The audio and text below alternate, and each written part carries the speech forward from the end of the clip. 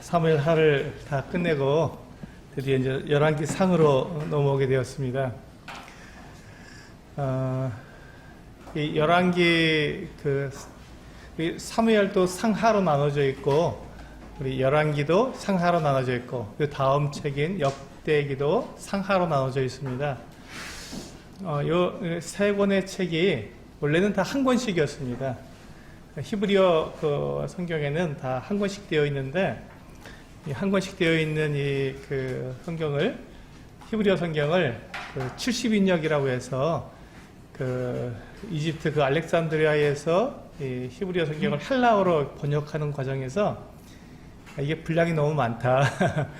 그 사무엘기도 분량이 많고 또 열왕기도 분량이 많고 역대기도 분량이 많아서 이거를 둘로 나누어서 상하편으로 만들어서 읽게 되면 조금 더 낫지 않겠는가 해서 임의대로 그 상하로 나누어서 이렇게 두 권으로 나눈 것입니다. 우리가 지난 시간까지 살펴봤던 사무엘기는 사무엘 상은 이 사울 왕에 대해서 사울 왕이 초대 왕인 사울 왕이 어떻게 왕으로 되었는가 하는 것에 대해서 그리고 사무엘 하는 다윗 왕의 생애에 대해서 이렇게 딱 구분이 되니까 이렇게 사무엘 상하로 나누었습니다. 근데 이제 열왕기와 역대기는 좀 그렇게 나누기는 좀 어렵지만 그래도 이제 분량이 많으니까 둘로 나누었는데 오늘 이제 우리가 열왕기 상에 대한 개요를 다루게 되는데 왜 제가 이런 말씀을 드리냐면 이게 원래 한 권이었기 때문에 그리고 이제 어떤 특별한 이렇게 부분으로 나눌 수 있어서 나눈 게 아니라 분량 때문에 나눈 거기 때문에 열왕기 상에 대한 개요를 우리가 살펴보게 된다면 당연히 열왕기 전체 상하 전체에서 전체의 주제와 전체의 방향 그 안에서 우리가 열왕기 상에 대한 개요를 공부해야 그래야 이게 우리가 잘못 가지 않고 또 올바른 방향으로 공부할 수 있기 때문에 이 말씀을 드립니다. 그래서 열왕기 상의 우리가 개요는 열왕기 상하 전체의 개요 안에서 살펴보겠다고 말씀을 드립니다.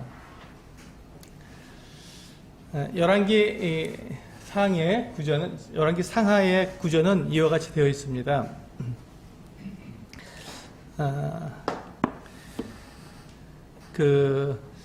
BC 970년, 거의 지금부터 한 3000년 전이죠. BC 970년에 다윗의 아들 솔로몬이 왕으로 등극하게 됩니다. 그리고 이제 솔로몬이 왕이 되어서 어떻게 하나님을 섬겼으며 또 그가 하나님을 위해서 한 것이 무엇이고 또 그가 어떻게 또 타락하게 되었으며 그의 마지막은 어떠한지에 대해서 11장까지 이렇게 기록이 되어 있습니다. 그리고는 이제 그의 아들 르호보암 때에 이제 그 나라가 분열이 되죠. 나누어지게 됩니다. 그래서 분열 왕국이 12장부터 22장까지 전체를 이렇게 나머지 부분을 분열 왕국 하에서 다루게 됩니다. 근데 이게 분열 왕국이라는 것은 이제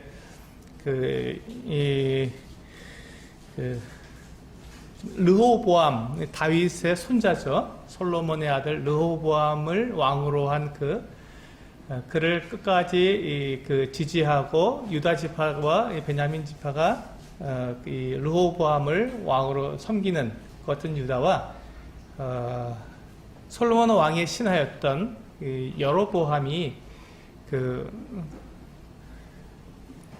이제 이 르호보암 왕을 반역해서 이제 유다의 북쪽 10지파를 이렇게 모아서 따로 나라를 이루게 되어서 북이스라엘이라고 이렇게 부르게 됩니다.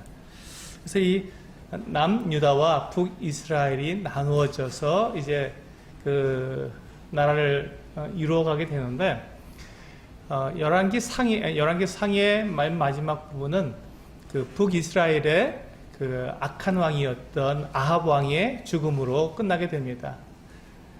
그리고 아합 왕 시대에 선지자였던 엘리야의 그 사역과 그의 행함이 이 열왕기 상의 마지막 부분까지 다 나와 있고요. 그 다음에 이제 열왕기 하로 넘어가면 엘리야 선지자의 제자였던 엘리사 선지자의 활동으로부터 시작해서 이제 그 북이스라엘이 주전 722년에 아수르 제국에 의해서 멸망해서 포로로 다 끌려가서 그 흩어져 버리는 그 같은 역사로 끝나게 되고, 그리고 이제 그 남유다는 남아서 약 160년 정도 더 그 이 북이스라엘이 멸망한 이후에 160년 정도 더 버티다가 결국은 이 남유다도 마찬가지로 바벨론에 의해서 멸망해서 포로로 끌려가게 되는 이와 같은 모습을 나타내주고 있습니다. 그래서 그 남유다의 포로로 끌려가서 멸망한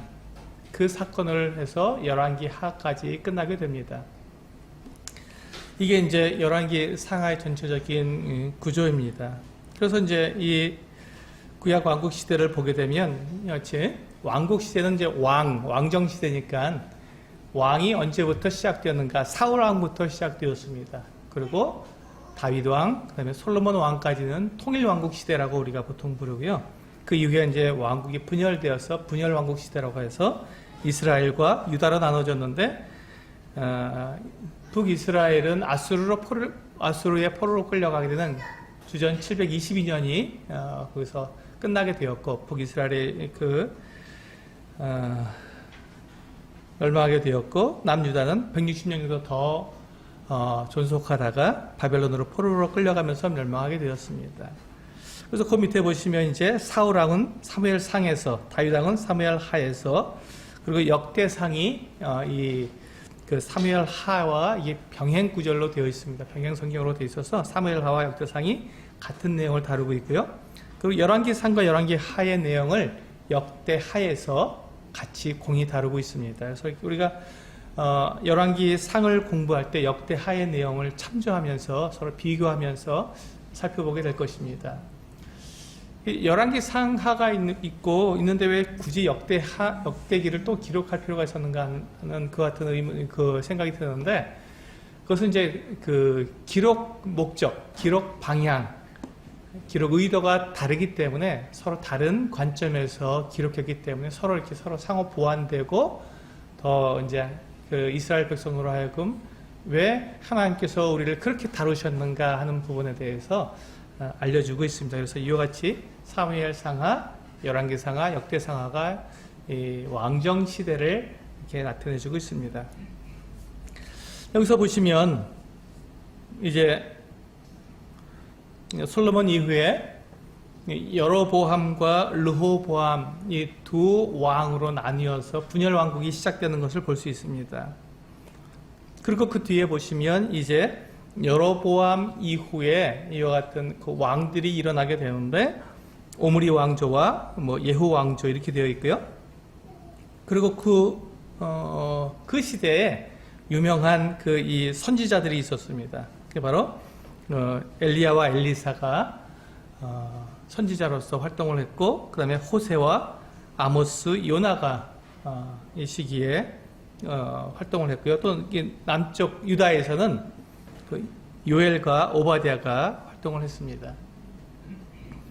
그러니까 우리가 이제 지금 열왕기 상하를 공부하시면서 중요한 한 가지 포인트가 있습니다. 이 열왕기, 우리가 그 이스라엘 나라에는 기름 부음을 받은 사람이 세 부류가 있습니다. 첫 번째는 왕이겠죠. 왕이 기름 부음을 받아서 하나님께 세움을 입습니다. 하나님께서 세우신 사람이라는 그 증표로 기름을 부어서 그를 세우게 됩니다. 왕이 기름 부음을 받아서 세워지게 됩니다. 두 번째는 선지자입니다. 선지자가 기름을 부어서 그 하나님께서 세우신 하나님의 사람이라는 것을 나타내게 됩니다. 세 번째는 제사장입니다. 제사장을 기름 부어서 하나님께서 택하신 하나님의 사람이라는 것을 나타내게 됩니다. 이 세 부류의 이 기름 부음 받은 사람들이 이스라엘 그 나라의 지도자고 그들이 중심 인물이 되어서 나라를 이루어가게 되어 있습니다. 그런데 이 사무엘기까지는 그 왕과 또 이 선지자와 제사장이 공히 함께 이렇게 협력해서 나라를 이렇게 이끌어가는 모습이 보이는데, 열왕기로 넘어오면서 특징이 뭐냐면 제사장의 역할이 거의 나타나지 않는다는 것입니다. 솔로몬 때까지 이 제사장의 역할이 나타나다가 솔로몬 이후에는 분열왕국이 되면서 제사장이 나타나지 않습니다. 물론 제사장이 남유다에서 당연히 성전이 있으니까 제사장의 역할을 했겠지만 그가 하나님의 역사 가운데 그가 드러나 있지 않다는 것이죠. 즉, 그 하나님의 그 같은 그 일을 하는 데 있어서 그 이스라엘 백성들의 영적 상태가 얼마나 이렇게 타락했고 또 낮아졌는지가 바로 여기에서 보이는 것이죠. 하나님, 이 왕과 선지자에 의해서 나라가 이렇게 이루어져가는 모습들을 보여주고 있는 것입니다. 근데 우리가 여기에서 이제 열왕기에서 우리가 봐야 하는 열왕기의 전체적인 주제가 있습니다. 열왕기의 전체적인 주제가 뭐냐면 하나님의 주권과 우리들의 순종이라는 것입니다. 하나님의 주권과 우리들의 순종. 이게 열왕기에서의 전체적인 주제입니다. 지금 우리가 이제 여기서 보시게 되는 것처럼 지금 이 솔로몬의 아들 르호보암과 또 솔로몬의 신하였던 여로보암이 이렇게 서로 대치가 돼서 서로 나라가 나누어지게 됩니다. 이때 우리가 여기서 이제 살펴봐야 할 것이 무엇이냐면, 지금 열왕기 상에서 두 번의 반역이 일어나게 됩니다. 열왕기 상에서는 두 번의 반역이 일어나게 되는데, 첫 번째 반역은 1장에서 다윗 왕의 그 넷째 아들인 아도니아가 자기 스스로 왕이 되어버립니다. 그리고 그래서 그가 그 다윗 왕의 허락도 받지 않고 하나님의 세움을 받지 않고 자기 스스로 왕이 되어서 반역을 일으키게 되죠. 그 두 번째 반역은 바로 그 12장에서 열왕기상 12장에서 지금 그 르호보암 왕에 대해서 이 여로보암이 그 반역을 일으키게 되어서 그 북이스라엘의 그 10지파가 그 나라를 이루게 되고 이렇게 서로 나뉘게 되는 것이죠. 여기에서 보면은 지금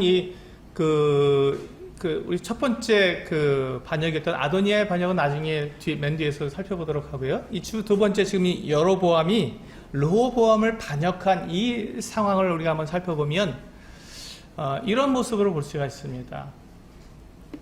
지금 그 솔로몬 왕 때 그 하나님의 성전을 짓고 또 솔로몬 왕궁을 짓느라고 지금 이 이스라엘 백성들의 많은 부역과 직접 가서 자기들이 노동을 해야 됐어요. 성전을 짓는데 직접 그들이 돌아가면서 한 달씩 가서 일을 하고 또 쉬었다가 다시 또 가서 일을 해야 되고 또 많은 세금을 또 내야 했습니다. 그 일들을 자재를 또 이렇게 운영해야 되고 또 일꾼들을 먹여야 되기 때문에 많은 세금을 또 내야 했습니다. 그러다 보니까 특히 유다보다는 이 북쪽 10지파의 이 불만이 굉장히 컸습니다. 그 같은 불만이 이제 솔로몬 왕이 죽고 이제 그 모든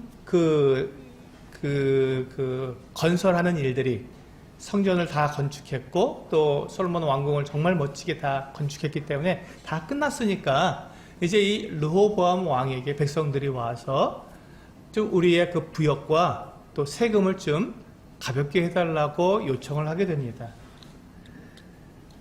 그때 이 르호보암 왕이 이제 이를 어떻게 처리하는 것이 좋은지 아직 그가 미숙하기 때문에 어떻게 해야 되는지 좋을지 모르니까 그 솔로몬 왕, 선왕이었던 솔로몬 왕과 함께했던 나이 많은 그 같은 그 신하들을 불러서 묻습니다. 백성들이 이렇게 요청을 하는데 어떻게 하면 좋겠습니까? 하고 묻자 나이가 많은 이 신하들은 백성들이 원하는 대로 그렇게 풀어주셔야 합니다. 그들이 참 백성들이 고생을 많이 했습니다. 라고 조언을 했습니다. 근데 르호보암이 그 얘기만 듣고 이렇게 하기가 조금 그 마음에 들지 않은지 자기와 함께 생활했던 젊은 신하들을 불렀습니다. 그들에게 물었습니다. 당신들은 어떻게 생각하시오? 하고 물었을 때 젊은 신하들이 르호보암 왕에게 왕이시여, 지금 그 백성들이 그렇게 그런 것들을 요청하는 것은 그들이 왕을 우습게 보기 때문입니다. 그래서 왕이 더 솔로몬 왕보다, 선왕보다 더 왕답고 더 권위가 있다는 것을 나타내 보이셔야 합니다. 그래서 왕의 새끼손가락이 내 선왕의 허리보다 더 굵다. 더 내가 너희들에게 더 큰 부역과 더 많은 세금을 매기겠다. 이렇게 말하소서 이렇게 조언을 했습니다. 근데 이 르호보암 왕이 조금 아직 미숙했기 때문에 그가 이 젊은 이 신하들의 조언을 더 기쁘게 여겼습니다. 그래서 이 여로보암 이 백성들에게 그렇게 그 젊은 신하들이 조언해 준 대로 그렇게 대답을 해 주었죠. 이제 그러니까 이 백성들은 이제 불만이 폭증하게 되었고, 마침 그때 이 여로보암이라는 사람이 애굽에서 일하다가 돌아왔는데, 여로보암이 자기들의 그 지도자로서 마땅하다 하는 생각을 가지고 이 여로보암을 이제 왕으로 추대해서 이제 유다와 이 이스라엘을 분리하는 그 같은 반역을 일으키게 되어서 왕으로 세우게 되었습니다. 여로보암을 왕으로 세우게 된 거예요. 어떻게 보면 우리가 이와 같은 일들을 우리가 이렇게 보게 될 때, 이 문제, 지금 이렇게 분열이 된 문제의 원인이 어디에 있다고 생각할 수 있을까요? 왜 지금 이 분열의 문제의 원인이 어디에 있을까 하는 이 부분이 지금 이 열왕기서의 전체적인 주제의 포인트라고 볼 수 있습니다. 지금 이 분열의 원인이 어디에 있는가 하는 것을 우리가 잘 생각해 봐야 합니다. 만약에 이 지금 분열의 원인이 르호보암의 미숙함에 있다고 생각해서 지금 여로보암과 그 북이스라엘이 그렇게 분열해 나가는 것이 그럴 수도 있다라고 생각하게 된다면, 그것은 이제 하나님의 주권과 맞지 않다는 것입니다.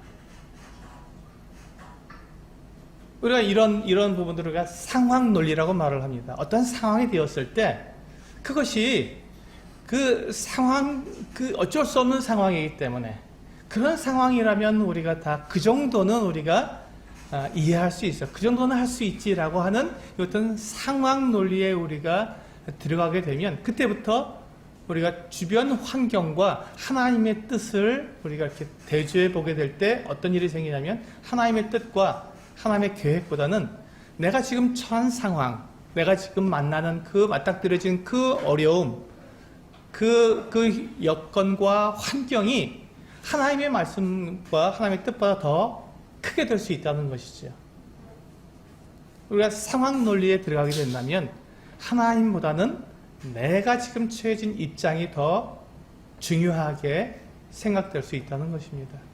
지금 우리가 여기서 보게 되는 그 르호보암과 여로보암의 이와 같은 분열이 바로 거기에서 나온 것이죠. 르호보암이 잘못한 거야. 르호보암이 어떻게 왕으로서 그렇게 할 수 있어? 그건 왕답지 못해. 왕답지 못한 왕을 우리가 어떻게 섬겨? 그렇게 섬길 수가 없어. 그럼 우리는 어떻게 할까? 그럼 우리는 새로운 왕을 세워서 그로 하여금 우리를 다스리게 하자 하고 분열돼 나간 모습은 하나님께서 원하시는 모습이 아니었다는 것입니다. 왜 그렇습니까? 하나님께서는 다윗과 약조를 하셨습니다. 약속을 하셨습니다. 내가 너의 다윗의 그 보좌가 영원하게 하겠다. 분명히 사무엘기에서 하나님께서는 다윗에게 이렇게 약속하셨고, 이스라엘의 왕은 다윗의 자손으로 하나님께서 정해주셨습니다. 그러니까 지금 이 르호보암이 다윗의 자손으로서 합당하게 정상적으로 왕이 되었다면 그것은 하나님께서 그를 세우신 것이고 그는 하나님의 주권 가운데 그가 이스라엘의 왕이 되었는데 그의 실수, 그의 미숙함, 그의 연약함 때문에 그가 잘못되었으니 그를 반역하고 우리가 새로운 왕을 세우자 하는 것은 그때 바로 우리가 무엇을 어기는 겁니까? 하나님의 말씀을 어기는 것이고 하나님의 계획과 뜻에 대한 반역이 되는 것이고 결국은 내가 하나님과 동등되다고 우리가 주장하게 되는 그와 같은 선악과를 따먹은 그 분명한 결과가 거기서 나오게 되는 것입니다. 하나님께서 말씀하시고 하나님께서 세우신 계획과 뜻에 대해서 내가 지금 처한 환경이, 내가 지금 놓여진 상황이 어떻게 이 르호보암을 왕이라고 할 수 있겠느냐, 이렇게 백성들의 사정을 알아주지 못하고 이렇게 백성들을 괴롭게 하는데 그를 어떻게 왕으로 대우할 수 있겠는가 하는 이와 같은 상황에 우리가 상황적 논리를 편다면 우리는 그 인본주의적인 생각을 가지게 되면 사람 중심으로 그렇지 그건 너무 어려운 일이지 라고 생각하게 된다면 그것이 맞다고 하는 이와 같은 생각이 들 수가 있다는 것입니다. 그래서 지금 이 여로보암과 그 10지파, 북쪽의 10지파가 하나가 되어서 이 하나님을 대적하고 하나님을 반항하고 그들이 따로 떨어져 나가서 한 나라를 세운 것이죠. 북이스라엘이라고 하는 그 나라를 세운 것입니다. 그런데 그렇다면 여기서는 어떻게 해야 하는가? 어떻게 해야 하는가? 만약에 이 여로보암이 지금 이 르호보암의 그 같은 미숙함과 그의 그 잘못을 보았다면 그에 대해서 분명히 그가 르호보암이 바른 판단을 할 수 있도록 계속해서 그를 도와줘야 했습니다. 일깨워주고 알려주고. 선지자가 하는 일이 그거였죠. 선지자가 왕이 잘못을 하게 되면 선지자는 왕에게 찾아가서 그를 하나님의 말씀으로 계속해서 고치려고 합니다. 그를 바른 길로 가도록 만들어주려고 합니다. 그런데 선지자가 왕을 배반하는 일이 있습니까? 그렇지는 않습니다. 선지자는 결코 왕을 배반하지 않습니다. 그런데 지금 그 여로보암이 지금 왕에 대해서 반역을 한 것이죠. 이것은 하나님의 뜻이 아니라는 것입니다. 하나님의 뜻과 관계없이 자기의 생각대로 자기 논리에 들어가서 그와 같은 일을 하게 된 것이죠. 그렇다면 지금 이 여로보암이 그와 같은 일을 했을 때 그것이 잘못된 일이라는 것을 우리는 어떻게 알 수 있습니까? 그 열매로 그 나무를 알 수 있는 것이죠. 그 열매로 그 나무를 알 수 있습니다. 이 여로보암이 이제 그렇게 해서 그 북이스라엘을 세우게 되고 그가 한 일이 무엇이었습니까? 그는 우상을 만들고 그리고 절기를 바꾸고 그래서 이스라엘 백성들로 하여금 하나님을 떠나게 만들었습니다. 그래서 그 결과로 이 북왕국 그 이스라엘에 19명의 왕들이 일어났습니다. 이 여로보암 이후로 여로보암을 포함해서 19명의 왕들이 북이스라엘을 다스렸는데 그 중에 단 한 명의 왕도 선한 왕이 없었습니다. 모두가 다 악한 왕이었고 모두가 다 하나님을 배반하고 하나님으로부터 떨어지고 우상을 섬기도록 만든 그래서 백성들로 하여금 하나님을 섬길 수 없도록 만든 그 같은 왕들이었다는 것입니다. 그런데 이 남유다의 그 왕들도 있었는데요. 남유다도 이제 한 명이 더 많았습니다. 북이스라엘보다는 한 명이 더 왕이 더 많았는데 20명의 왕이 일어났습니다. 르호보암 왕부터 해서 20명의 왕이 있었는데 그 20명의 왕 중에서 8명의 왕이 선한 왕이었습니다.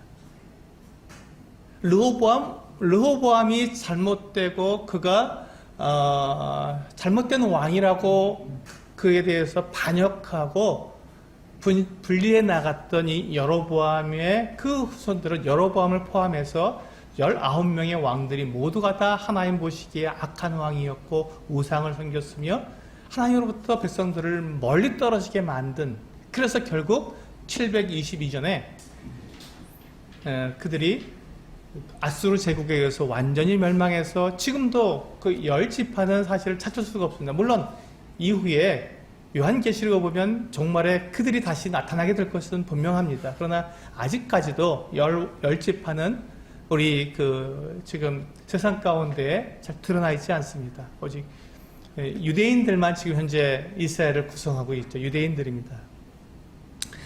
예, 우리가 앞에서는 남유다의 20명의 왕 중에서 8명의 선한 왕들이 있었는데, 북이스라엘의 왕들 중에서는 19명의 왕들 중에서는 단 한 명의 왕도 선한 왕이 없었고 모두가 다 악한 왕들이었다는 것입니다.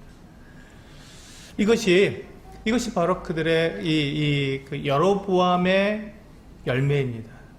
그 열매로 그 나무를 안다 그러는데, 여로보암이 행한 그 일, 르호보암 왕이 미숙하고 어리석다고 해서 그에 대해서 반역하고 그가 분열해 나간 그 결과가 무엇이냐면 이와 같이 악하고 쓴뿌리가 거기서 나게 되어서 악한 열매를 맺게 된 것이죠. 그래서 하나님께서 그들을 징계하실 수밖에 없었고 그들을 온 세상에 흩으실 수밖에 없는 그와 같은 일이 일어나게 된 것입니다. 그럼 남유다도 역시 그 586년에 주전 586년에 바벨론에 의해서 멸망하게 되었는데, 그렇다면 그들은 그 멸망을 어떻게 이해해야 합니까? 라고 얘기할 수 있습니다. 그렇습니다. 남유다도 그들이 그 왕으로 세워진 그들 가운데 20명 가운데 8명밖에는 선한 왕이 없었습니다. 그러나 그들 가운데서 하나님께서 그 선한 왕들을 8명을 세우셔서 이스라엘 백성들을 인도해 가시는, 이스라엘 백성들이 하나님을 떠나지 않도록 그 북이스라엘 백성들이 하나님을 완전히 떠나가 버린 것과 다르게 남유다의 유다 백성들은 하나님을 떠날 때쯤 되면, 악한 왕에 의해서 하나님을 많이 떠나게 될 쯤 되면 선한 왕이 일어나서 그들을 다시금 하나님께로 돌이키고 다시 돌이키고 또다시 돌이켜서 그들이 끝까지 하나님의 그 뜻 안에 그들이 남아있을 수 있도록 그렇게 역사하셨다는 것입니다.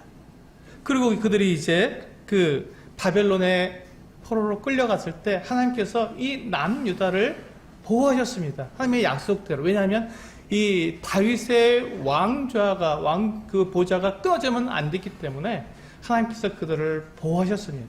그래서 그들이 그 바벨론에 끌려갔지만 바벨론에 가서 이 유다인들의 특별 자치구가 만들어져서 그들이 혼혈하지 않고 그들의 정체성을 유지할 수 있도록 그렇게 바벨론 제국에서 허용을 해준 것입니다.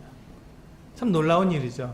한 제국에서 다른 나라를 속국으로 삼은 다음에 그 민족을 그 포로로 끌어갔는데 그들의 정체성을 유지하도록 도와준다는 것은 쉽지 않은 일인데, 지금 유다인들은 바벨론에서 자기들의 정체성을 유지하고 있었습니다. 뿐만 아니라 마지막 왕이었던 그 여호야긴 왕이 지금 끌려갔는데, 포로로 끌려갔는데, 여호야긴 왕이 나중에 에윌므로닥에 의해서 그가 그 선대받고 그 나라에서 중요한 위치에서 이렇게 역할을 하다가 죽게 되는, 그래서 이 바벨론으로 끌려간 유다인들 가운데서 많은 사람들이 이 바벨론 제국과 페르시아 제국에서 이렇게 그 중요한 역할을 맡아서 하는 다니엘 같은 사람들, 다니엘 친구들, 또 이제 나중에 보면 계속해서 이 유다인들이 그 제국에서 중요한 역할들을 하게 되는데, 바로 이 여호야긴 왕이 그렇게 자기의 그 왕으로서 굉장히 중요한 그 나라의 위치를 차지하게 되는 이와 같은 선대함을 받게 되어서 하나님께서 이 바벨론으로 포로로 끌려가게 하신 이 유다를 계속해서 지키시고 보호하시고 그들로 하여금 다시 돌아올 수 있도록 예레미야에게 약속하신 대로 70년 만에 다시 돌아올 수 있도록 그렇게 하셨다는 것입니다. 그리고는 정말로 이제 하나님께서 약속하신 대로 70년이 되었을 때 유다인들은 바벨론에서부터 예루살렘으로 다시 돌아올 수 있었습니다. 세 차례에 걸쳐서 돌아오게 되었는데요. 수룹바벨 총독을 중심으로 해서 1차 귀환이 이루어졌습니다. 그리고 제 2차 귀환은 에스라를 통해서 에스라와 함께 또 두 번째 귀환이 이루어졌습니다. 또 세 번째는 느헤미야와 함께 3차 귀환이 이루어졌습니다. 느헤미야와 함께 돌아온 때가 주전 450년경이었습니다. 그래서 이제 50년 정도 지난 다음에 이제 구약 역사는 마무리가 됩니다. 그리고 주전 400년부터 주님께서 태어나시는 그때까지 하나님께서 이스라엘의 잠잠히 침묵기간으로 남아 있습니다. 아무 선지자도 활동하지 않았고 아무런 이스라엘 역사가 나타나지 않은 때였습니다. 우리가 이 모습을 보면서 하나님께서 계획하시고 하나님께서 약속하신 그 일들은 하나님의 주권에 의해서 그것이 이루어진다는 것을 우리는 알 수 있습니다. 하나님께서 유다의 그 다윗의 자손들이 그 왕위를 잃지 않으며 다윗의 자손이 영원히 그 왕위를 지킬 것이라고 말씀하셨는데 400년 이 침묵 기간을 지난 다음에 하나님의 아들 예수 그리스도께서 다윗의 자손으로 오셔서 이스라엘의 왕으로 임하셨습니다. 하나님의 아들 예수 그리스도는 영원한 왕이십니다. 그래서 그분께서 이스라엘의 왕으로 앉으셨기 때문에 그 왕위가 영원히 폐해지지 않고 그 왕위가 영원하게 됩니다. 그럼 하나님께서 그 약속을 이 다윗의 자손으로 하여금 그 왕위를 잇게 하시고 그들로 하여금 결국 거기에서 예수 그리스도께서 탄생하심으로 하나님의 뜻을 온전히 이루시게 된 것입니다. 그런데 지금 이 사탄과 그 하나님의 뜻에 대해 반역하는 이 무리들이 어떻게 했습니까? 르호보암 왕의 그 어떤 그 미숙함 때문에 그가 백성들에 대해서 온전하게 잘 치리하지 못한 것 때문에 거기에 대한 불만과 불평을 가지고 그것에 대해서 반역을 하고 그들이 분열해 나갔기 때문에 이것이 바로 악함의 원인이 된 것이죠. 하나님의 주권은 우리가 아까 우리 시작할 때 찬양과 경배 우리 324장을 우리가 불렀었는데요. 영광을 돌리세 우리 하나님께 존귀와 위엄과 능력과 아름다움 또 만방의 모든 신은 헛된 우상이니 오직 하늘의 하나님 그 영광 찬양해 주님의 영광 모든 나라 위에 주님의 영광 온 세계 위에 하늘에 계신 우리 아버지 영광 찬양해 우리 주님 나라 영원하리라 우리 주님 뜻은 이루어지리라. 이 같은 찬양을 우리가 불렀습니다. 이 찬양 가사에서 우리가 볼 때 우리 하나님께 존귀와 위엄과 능력과 그 아름다움을 우리가 찬양한다는 것이 무슨 말입니까? 그분의 주권을 우리가 인정한다는 말입니다. 그분께서 옳다고 하시는 것이 옳은 것이고 그분께서 선하다고 하는 것이 선한 것이며 그분께서 이루시겠다고 약속하신 그것이 반드시 이루어진다는 것을 우리가 믿고 거기에 우리가 순종하는 것이 바로 그 하나님께 존귀와 위엄과 영광을 돌려드리는 일입니다. 우리가 어떻게 하나님의 그 영광과 존귀를 나타낼 수 있겠습니까? 그것은 바로 하나님께서 하나님 되신다는 것으로 우리가 나타내는 방법밖에 없습니다. 그것이 무엇입니까? 하나님의 주권을 인정하는 것. 내 생각, 내 염려, 내 불안, 내 두려움 이 같은 것들이 우리에게 오게 될 때 내가 지금 가지고 있는 그 두려움과 염려와 내 생각과 내 그 같은 내 사정과 여건, 형편에 내가 매몰되어서 하나님의 뜻, 하나님의 생각, 하나님께서 말씀하신 그 말씀들을 우리가 무시하고 그것보다 내 입장이 더 중요하다고 말하는 그것 때 우리는 하나님을 하나님답게 만들 수가 없다는 것이죠. 하나님께 영광을 돌려드릴 수가 없다는 것입니다. 우리가 하나님께 영광을 돌려드린다는 것, 그렇다면 그것은 우리가 하나님께 영광을 돌려드리려고 한다면 하나님 되심을 우리가 인정해야 하는 것입니다. 내 생각보다 더 크시고 내 모든 생각, 내 모든 형편, 그 모든 것들을 다 사로잡아서 하나님 앞에 우리가 굴복하게 할 때, 복종하게 할 때 그때 하나님께서 영광을 받으시는 것이고 하나님을 우리가 존귀와 영광을 돌려드리는 것입니다. 우리가 다만 그저 우리가 하나님을 섬기는 것이 내가 가능할 때, 내가 편리할 때, 또 하나님을 섬김으로써 나에게 어떤 유익과 위로와 평안이 주어지기 때문에 하나님을 섬긴다고 한다면, 그것이 우리의 주 목적이라고 한다면 그것은 기복신앙입니다. 그것은 하나님을 하나님답게 섬기는 것이 아니라, 하나님의 주권을 우리가 인정하는 것이 아니라 내 주권을 인정하는 것이죠. 나를 위해서 하나님이 존재하시는 우리가 역전현상이 일어나는 게 되는 것입니다. 그러므로 우리가 하나님의 주권이라고 하는 것, 지금 이 르호보암과 여로보암의 이와 같은 상황을 우리가 살펴보게 될 때, 여로보암과 지파들, 북쪽 10지파들의 상황은 정말 너무 어렵고 힘들고 괴로우니까 그걸 요구할 수 있고, 그걸 들어주지 않으니까 분열해 나갈 수 있다고 생각하는 것은 하나님에 대한 하나님의 그 주권을 인정하지 않는 것이고, 나에게 편리해야, 나에게 유익이 있어야 하나님을 섬기겠다고 하는 이와 같은 모습으로 나타난 모습이라는 것입니다. 하나님은 우리에게 우리가 이 땅에 존재하는 이유는 하나님 앞에 하나님의 그 뜻을 우리가 이루고 하나님의 그 선하심과 하나님의 그 완전하심을 이 땅 가운데 우리가 나타내기 위해서 우리는 존재합니다.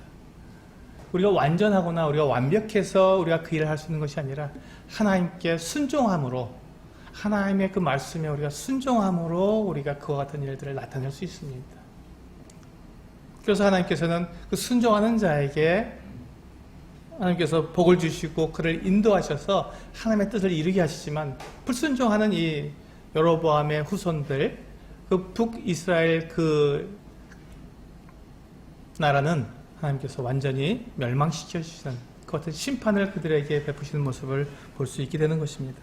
자, 이와 같은 모습에서 우리가 하나님의 주권과 우리들의 순종을 우리가 보게 될 때, 우리 하나님의 주권 앞에 우리가 순종해야 되는 부분을 우리가 여기서 분명하게 배울 수가 있을 것입니다.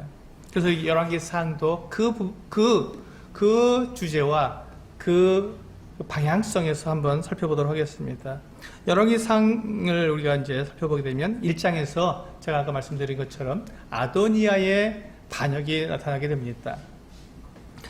1장 7절과 8절인데요.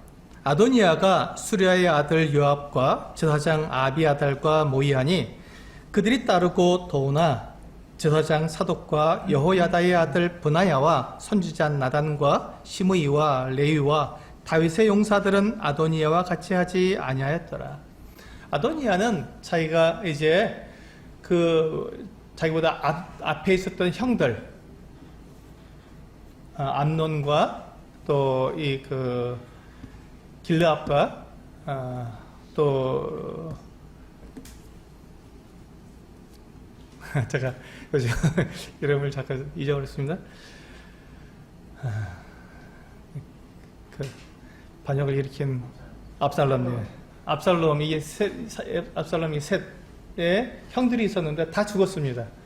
둘째 엘리압은 어떻게든 잘 몰라요. 근데 그가 둘째가 있었다는 것은 나오는데 그 다음에는 그의 이름이 나오지 않는 것을 보았을 때 아마 어렸을 때 죽거나 어떤 변고가 있었기 때문에 그가 드러나지 않는데, 그리고 이제 압살롬도 죽었고요. 그래서 이제 넷째인 아도니아가 이제 왕이 될 수 있는 서열 1위였습니다. 당연히 그가 왕이 되어야겠죠. 그런데 하나님께서 다윗에게 약속을 하셨습니다. 너에게서 밧세바로부터 태어날 그 아들 솔로몬이 왕이 되게 해주겠다고 약속을 하셨고, 다윗도 그것을 이미 밧세바도 약속을 했고 선지자들과도 약속을 했습니다. 하나님께서 주신 것이니까요. 그렇기 때문에 다윗은 이제 솔로몬을 왕으로 세울 계획을 갖고 있었는데, 이제 나이가 들어서 이제 그가 다윗이 죽을 때가 되었는데도 이 다윗이 아직 솔로몬을 왕으로 세우지 않았습니다.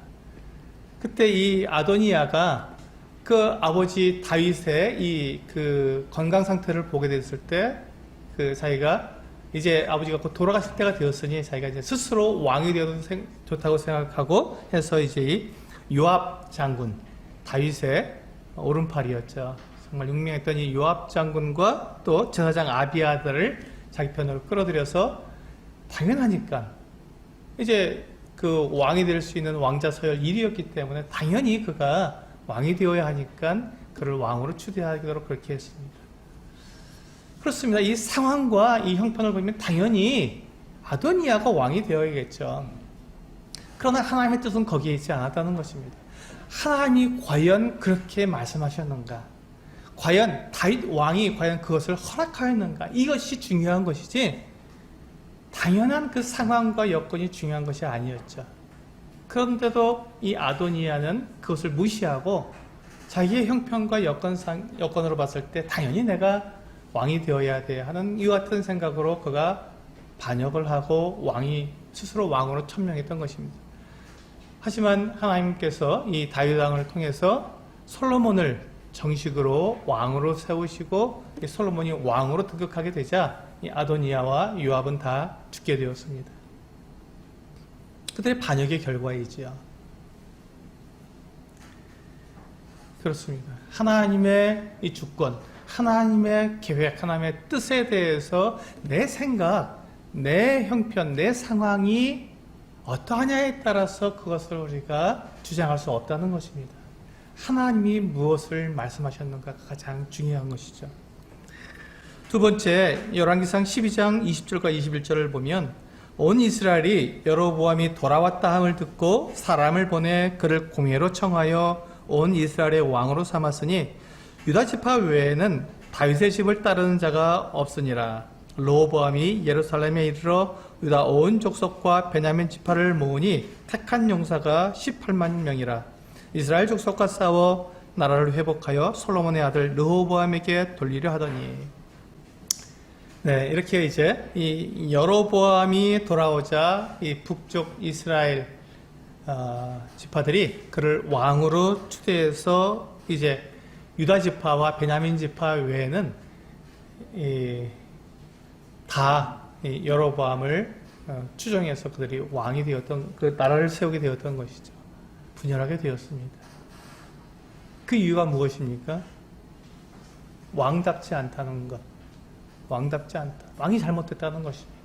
그것 때문에 그를 반역을 했고, 그와 같은 마음이 하나님의 뜻에 대한 분명한 하나님의 주권에 대한 불순종이었으며, 하나님께서 행하시는 것이 가장 선하시고 가장 완전하시며 가장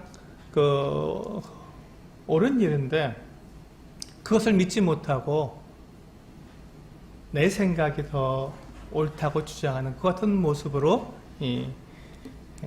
이스라엘 백성들이 하나님을 반역하게 된 것입니다. 이와 같은 일들이 어떻게 일어납니까? 사탄에 의해서 일어나는 것입니다.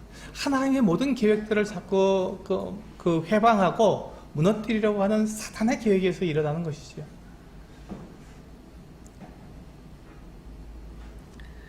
그래서 보시면 이제 여로보암이 그렇게 르호보암을 반역해서 새로운 나라를 그가 만든 다음에 그가 행한 일이 무엇인지 한번 볼까요? 하나님을 반역해서 그가 할 수 있는 일이 무엇이는가? 하나님의 뜻에서 벗어나서 우리가 할 수 있는 일은 이 일밖에 없어요. 이게 무슨 일입니까? 27절부터 보시면 만일 이 백성이 예루살렘에 있는 여호와의 성전에 제사를 드리고자 하여 올라가면 이 백성의 마음이 유다 왕 된 그들의 주 르호보암에게로 돌아가서 나를 죽이고 유다의 왕 르호보암에게로 돌아가리라 하고 이에 계획하고 두 금송아지를 만들고 무리에게 말하기를 너희가 다시는 예루살렘에 올라갈 것이 없도다. 이스라엘아, 이는 너희를 애굽 땅에서 인도하여 올린 너희의 신들이라 하고 하나는 베델에 두고 하나는 다네에 둔지라.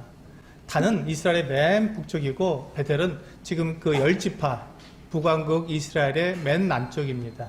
베델과 이 단에다가 두고 이 금송아지를 너희를 인도한 신이라고 그렇게 말하면서 그를 섬기겠습니다. 하나님을 떠나서 지금 이 르호보암 왕이 하나님께서 세우시는 왕인데 그가 잘못했다, 그가 왕답지 않다고 해서 그를 반역하고 떠난 이 여로보암과 그 백성들은 더욱 하나님께 더 합당한 일을 해야 하지 않습니까?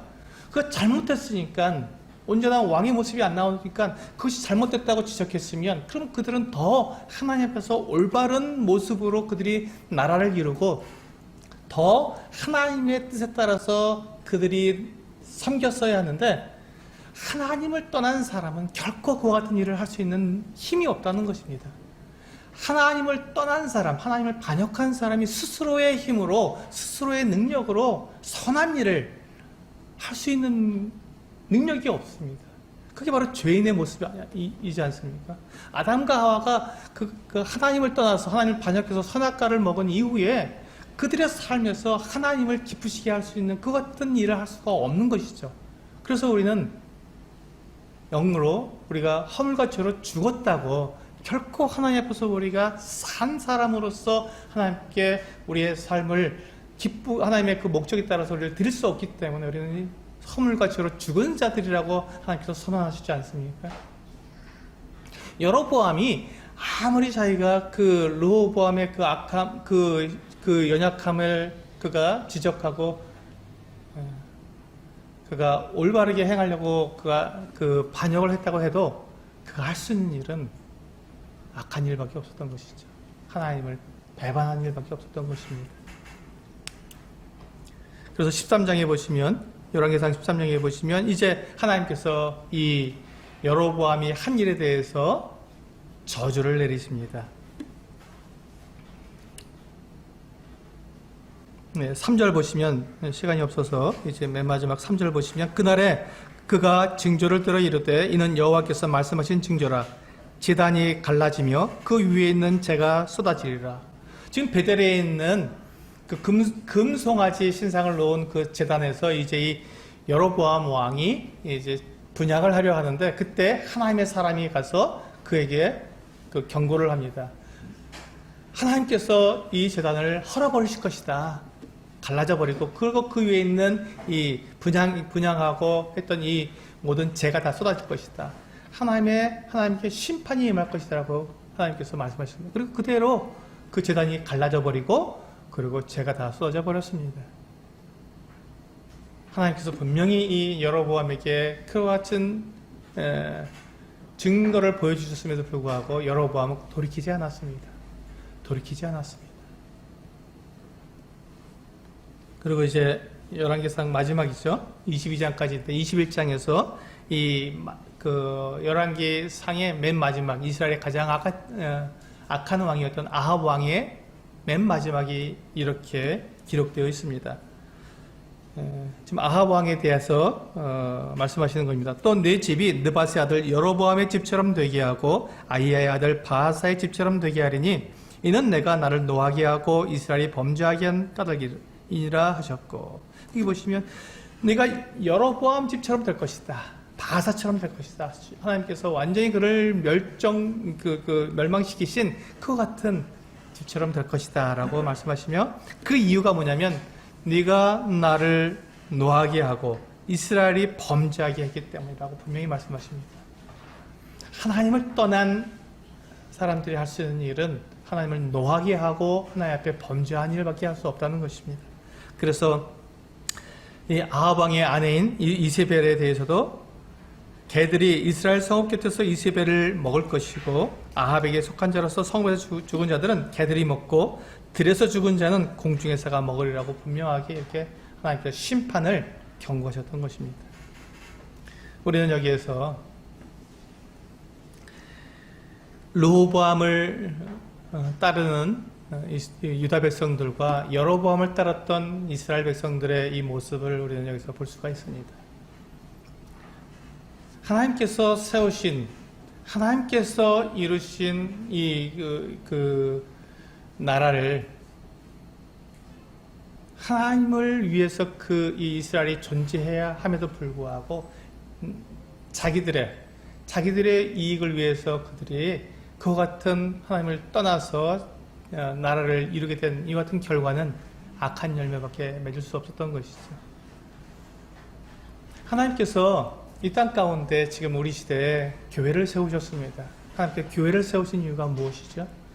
하나님께 교회를 이 땅에 세우신 이유는 하나님을 세상 가운데 나타내는 것입니다. 우리가 방금 이 찬양에서 제가 찬양 가사를 읽어드린 것처럼 하나님을 하나님답게 이 땅에 나타내는 것. 그래서 하나님께서 하시는 그 일이 우리들에게 가장 선하고 가장 아름다운 일이라는 것을 우리가 증명해내는 것입니다. 그것이 바로 무엇입니까? 하나님께서 우리를 사랑하신다는 것. 그래서 그 아들 예수 그리스도를 우리에게 보내주셔서 그 아들이 우리의 모든 죄를 다 용서해 주시고 우리를 하나님과 함께 영원히 살 수 있도록 우리를 부르셨다는 것. 그 일을 이루셨다는 것이 바로 하나님의 선하신 모습입니다. 우리가 이 땅 가운데서 교회로 모이는 이유는 딱 한 가지입니다. 그 하나님께서 하신 그 아름다운 일을 이 세상에 있는 사람들에게, 하나님을 알지 못하고 예수 그리스도를 알지 못하는 사람들에게 그것을 전하기 위해서 우리는 모이고 있는 것입니다. 그 목적 이외에는 없습니다. 하나님은 그래서 교회를 이루게 하셨고, 그래서 그 교회로 하여금 그 일을 이루도록 하기 위해서 성도들을 모이게 하신 것입니다. 그래서 우리가 모일 때는 그 목적을 위해서 우리는 행해야 합니다. 내 생각이 옳고 네 생각이 옳은 것이 아니라 하나님께서 우리에게 무엇을 말씀하셨는가를 우리는 바라보고 그 하나님의 말씀에 나는 어떻게 순종할 것인가, 나는 어떻게 나와 함께 모여있는 이 지체들과 함께 그 일을 이루기 위해서 나는 어떻게 순종할 것인가에 우리의 초점과 우리의 마음이 거기 가 있어야 그것이 바로 올바른 교회의 모습이라는 것입니다. 그것이 바로 예배자의 모습이고요. 그것이 바로 예배자의 모습입니다. 하나님을 하나님답게 하는 것, 하나님께서 말씀하신 그것을 위해서 나의 형편, 나의 사정, 나의 여건과 상관없이 오직 하나님의 그 말씀을 이루기 위해서 우리가 함께 하는 것, 그 목적을 이루기 위해서. 그때 우리에게 오는 그 어떤 어려움과 또 시련과 또 두려움과 역경과 고난이 있을 수 있습니다. 그 모든 것들을 우리가 감당하게 될 때 하나님 되심을 우리가 인정한다면 그것이 결코 우리에게 주어지는 그 환경이 결코 하나님보다 더 크지 못할 것입니다. 하나님이 그 모든 형편, 그 모든 상황보다 더 크시게 될 때 우리는 하나님의 주권을 인정할 수 있는 사람이 되는 것이고, 우리는 세상을 이기는 사람들이 되며 그것이 바로 우리가 하나님을 온전히 예배하는 하나님의 예배자로서 우리가 살아가게 되는 모습입니다. 우리는 결코 자기 자신을 위해서 사는 사람이 없습니다.